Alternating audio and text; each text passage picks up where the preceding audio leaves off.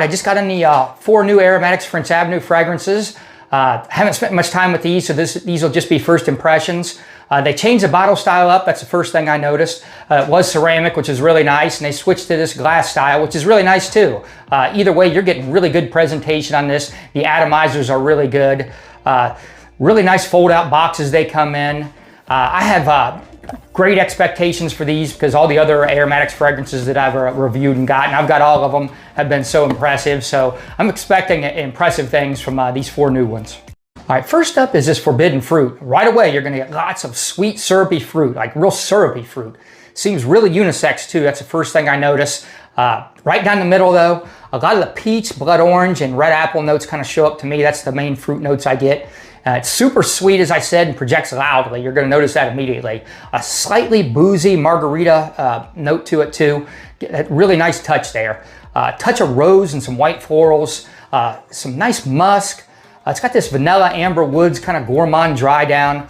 It's got this gummy bear type of scent profile too. I kind of get a gummy bear type of feeling about this. And it's a little bit like a sangria from Lorenzo Paziana. That's the first thing that comes to mind. That's the closest thing I could relate it to. I need to do a side-by-side because I love that fragrance. This is definitely in that ballpark. All right, so if you took out the wine accord in sangria and you had this like a light margarita accord, that's kind of the difference here. There's some other little slight differences, but pretty close to sangria. I have to do a side-by-side to tell you the exact differences, but it's definitely in that ballpark. Dries down a little bit darker. The fruit kind of dies off a little bit and has those gourmand tones, as I was saying.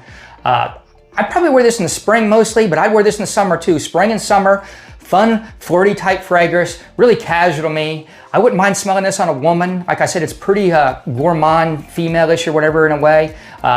Easy wear for me though. It's not too feminine leaning for me. Like I said, it's probably right down the middle. Enormous performance on this. It jumps off the skin, lasts quite a while.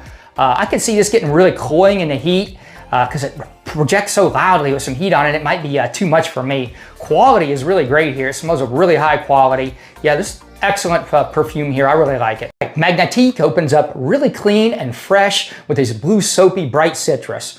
It's got quite a bit of lavender that's present throughout the wearing experience, but especially in the opening through the mids, the first hour or two, you're going to get a really nice lavender note. It's got some orange blossom in it, kind of like YSL Myself. You're going to get that present all throughout the wearing experience. Gets a bit powdery too, which is a nice touch, just a slight bit of powder. As it dries down, you get these vanilla, tonka, amber woods tones to it. After a couple hours, those start moving forward. It's just super versatile, office safe, white t-shirt type of fragrance here. Fresh, clean, youthful, energetic. Kind of like a mixture of take YSL EDP, YSL YEDP, YSL Myself, and maybe a touch of Reflection Man. Combine those 3, and it's sort of a niche smelling blue fragrance here. You've smelled stuff like this before. It's not reinventing the wheel, but it's really well done, and it's a leveled up of all the fragrances that I just mentioned. Those are all nice, but this is kind of a leveled up version of it. Great performance on this. It projects loudly for the first hour or so, and then kind of settles in for the next 6 to 7 hours. Really good work here, man. This is just a nice, easy, like almost niche, dumb reach fragrance for the, the warmer season. Next up is this Sun Kissed. Really opens up really fizzy and bright. Really nice orange citrus. Has this nice pomelo note mixed into it. A bit of tea mixed in here too. Really good job of creating like a soda effervescent sparkling tone to it or whatever. However they created that effect, really well done here. There's some green tones in this too. Dries down to more like a vetiver forward, vanilla amber woods. I don't pick up the vetiver so much in the beginning, but as it dries down, I start getting that. Really radiant, bright, effervescent, uplifting, spring and summer type fragrance to me. Probably more in the summer even than spring.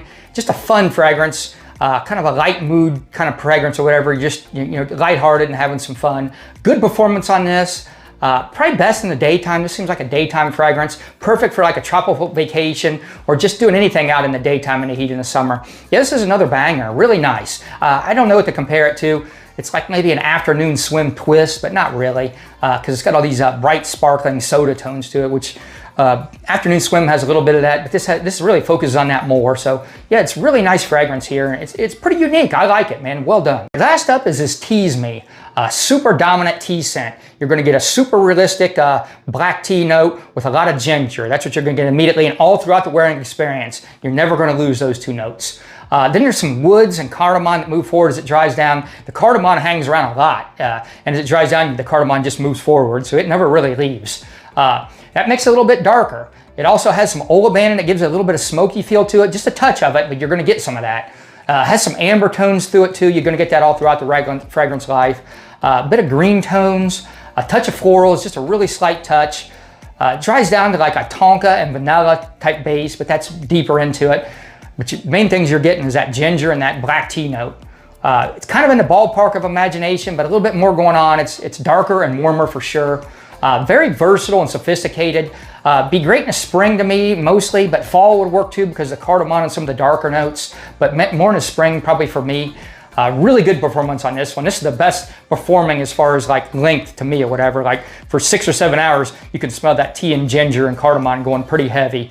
It doesn't push as hard the first hour or two like some of these other ones did, but it has a nice push to it. So yeah, I like all 4 of these, man. Once again, I'm impressed with these Aromatix fragrances. Really happy with these. I had high expectations and these met them. The only knock I'd give on these, obviously they'd have been better released like in spring, summer, because that's what most of these, I'm gonna wear these in the spring and summer. You know, we're heading into fall and the winter, so I'm not really in the mood for these scents as much right now as I would be in the spring and summer, but hey, by the time I get there, they'll be fully macerated. So good job on these, man. Really nice fragrances and covered a lot of different areas here with these 4, you know, freshy type scent profiles. Really good perfumery here.